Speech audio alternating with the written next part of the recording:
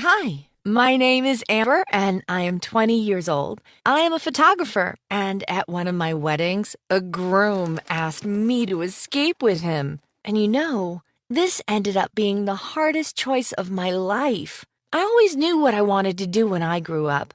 I was going to be a professional photographer, a camera artist. I began shooting when I was a kid, and since then, I rarely parted with my camera. Most of all, I love to shoot people, to bring out their inner beauty with my camera. That's why I was very glad that I had a chance to assist my cousin Greg, who has already worked as a professional wedding photographer. When I was a kid, I rarely saw my cousin Greg. But as he started to gain popularity and got more and more invitations to work in other states, he realized that he'd better get an assistant.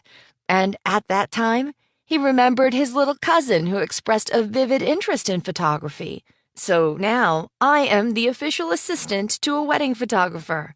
Usually, we'd arrive the day before, run the rehearsal, and shoot all the pre-wedding scenes, both indoors and outdoors. So on the day of the wedding, we basically shoot only the ceremony. Sometimes we have to stay for an extra day if a lot of shooting is needed. But we don't have long jobs like these every week, so I have time for my studies as well as for my personal life. Well, if I had a personal life.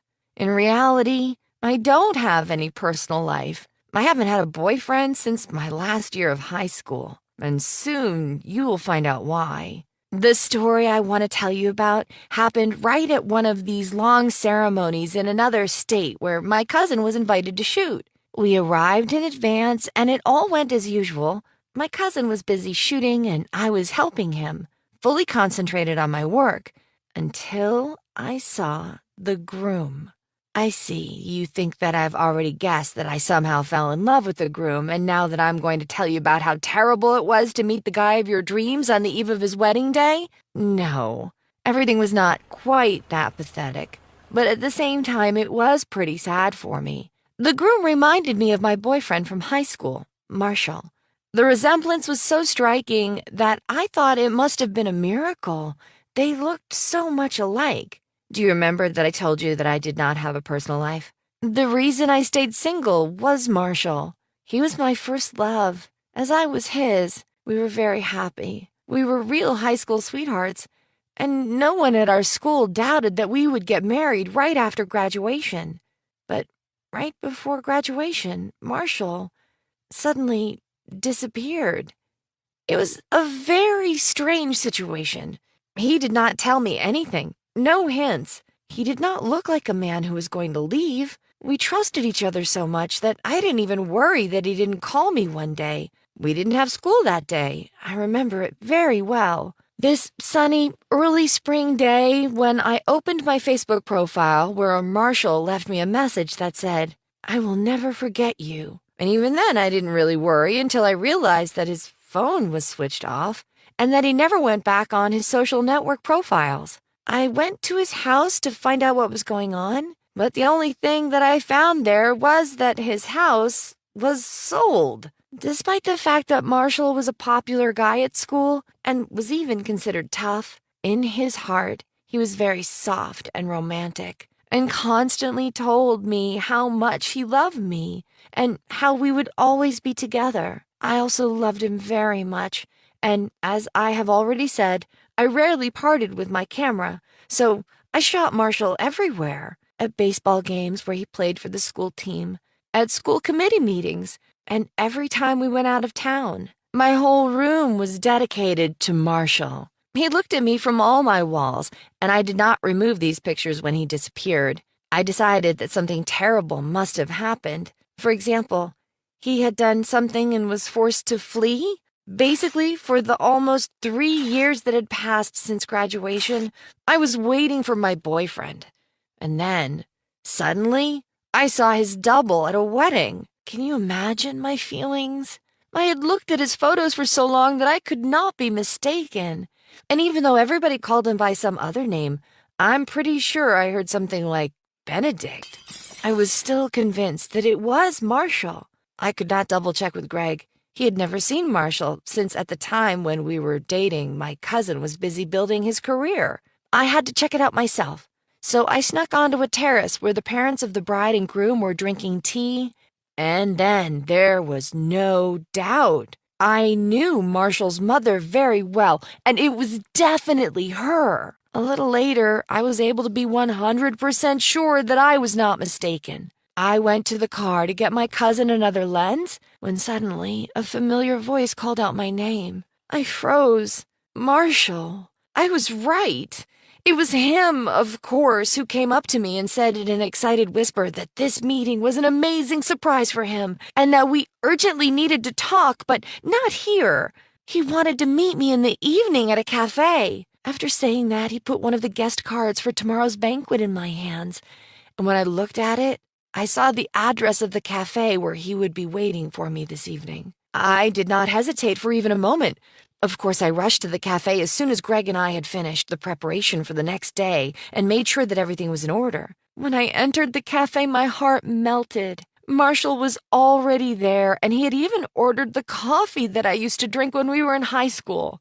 Decaf latte with soy milk, no sugar. He remembered it even though almost 3 years had passed. And then he took my hand and told me a story that could be turned into a movie. I knew that his father worked as an accountant in a large company, but of course none of us knew that this company was involved in some kind of shady activities. And Marshall's father was a witness to a dirty case. He was asked to make a statement in front of the court, but asked for the witness protection program for himself and his family. Everything was kept in the strictest confidence, and even Marshall himself did not know anything until the last minute. One morning, he was simply confronted with the fact that they were leaving for another state, that he was being transferred to another school, and that the only choice he had at this point was what his new name would be. That was how Marshall became Benedict. Despite all his requests, he was not allowed to inform his beloved girlfriend, that was me, about his departure. The only thing he had managed to secretly do was leave me a message on Facebook, and even for that he was punished and was forced to close his profiles on his social networks. He really loved me, he said. For 2 years, he was trying to find a way to tell me everything without jeopardizing his family and me as well. And then life took its toll, and he met Cindy. And now Cindy is pregnant, and her super old-fashioned and influential parents pressured his family, and now he has to marry her in order to avoid any unnecessary attention that this scandal could draw to his family. The night before the wedding, I could not sleep at all. I looked at the photos from the rehearsal and remembered how happy Marshall and I were a few years ago. I cried and tried to imagine myself in Marshall's place and what I would do if he told me everything. I probably would have left my school and family to be with him. In the morning, my cousin and I went to the church. We had to work anyway. The groom was already there, and the bride was late. I saw that Marshall looked worried, and for a moment I hoped that maybe Cindy had changed her mind. These things happen. Maybe only in the movies, but my story with Marshall was already a lot like something out of a movie. Marshall noticed me too, and suddenly he took out his smartphone, and within a second, I got a message from him. Let's run away from here. Yes. It was our chance to turn our movie-like story into reality. I did not know what to do. On one hand, you see, I wanted to be with Marshall, but on the other, I did not think that Cindy deserved this kind of humiliation. Oh, can you just imagine? The groom runs away from your wedding? And then she would have to live with this memory for the rest of her life. I was so carried away by my daydreams and thoughts that I didn't notice that Cindy had arrived. She was wearing a beautiful dress, and although that day I already knew that she was pregnant, nobody could detect the slightest sign of her condition. Her face was glowing with happiness, and at this moment I realized that even though I did not know this girl, I did not have any right to ruin her life. I did not want to be tempted, so I turned off my phone and left the ceremony briefly, coming up with some ridiculous excuse for my cousin Greg. Of course, he was furious that I left him to work alone, and I almost lost my job. But if he only knew who the groom was and what he suggested that we do. I never saw Marshall Benedict again. Of course, he did not run away from his own wedding and ended up getting married that day, but he still tried to contact me, so I blocked his phone number. I did not have to block him on any social networks because he did not open any new accounts. Although his wife Cindy regularly posts pictures, including those that my cousin and I shot during the rehearsal, I look at them every now and then, and it hurts a lot when I think I could have been in those pictures in her place, and I probably should have been there. I kept someone else's family together at the cost of my own happiness, and I am still not sure if I did the right thing. One thing I know for certain, it was a good deed, but will it make me happy? Hi everyone, I'm Susan, and I want to share an intimate story with you. Have you ever been afraid of something? I'm talking about a fear that resembles a bone-chilling cold that makes your blood stop running through your veins. You can't even make yourself move. You're frozen like a statue. For me, this is my fear of heights. I noticed that I didn't feel right being anywhere higher than a regular chair when I was a child. I didn't like to swing on the swings. I preferred to just sit on them and could barely go down a slide. But the scariest situation happened to me when I was about 9 years old. My cat ran away and was hiding in the neighbor's treehouse. There were no grown-ups around at that moment, so I decided to rescue my cat myself, which meant I had to climb into this treehouse. Don't look down was the only thought I had the whole time. Once I finally reached my goal and already had my cat in my hands, I accidentally took a look at the ground. Fear gripped my heart. The only thing I could do was lay down on the floor of the treehouse and wait until somebody came along to help me. Mr. Johnson, the neighbor, found me about an hour later. He'd gone out to walk his dog, which apparently sniffed out my cat, who was still next to me. Since then, I have never been that courageous again or tried to rescue anything. I had always been embarrassed to admit that I was a coward, especially in school. I was afraid that no one would be friends with me, or worse, that everyone would mock me. Somehow, I managed to pretend to be normal. For example, when my friends invited me to the amusement park several times, I would make up different stories, like not feeling well, or having too much homework to do, or visiting my grandma, and so on. And in order not to have to climb up the rope in PE classes, I used to put a fake bandage on my arm or leg, saying that I had a sprain.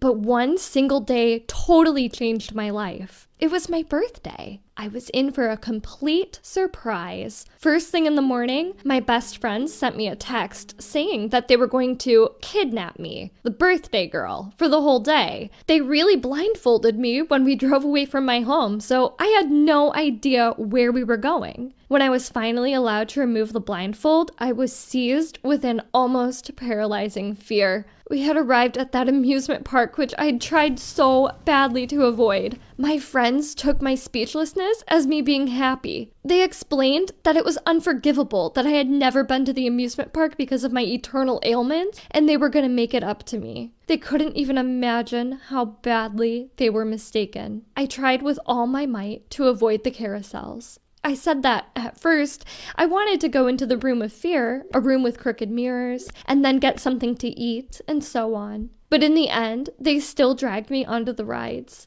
After I survived the swings, they forced me on the Ferris wheel. I tried not to show that I was scared to death. I pretended to have fun as long as I could until our booth suddenly stopped almost at the top of the ride.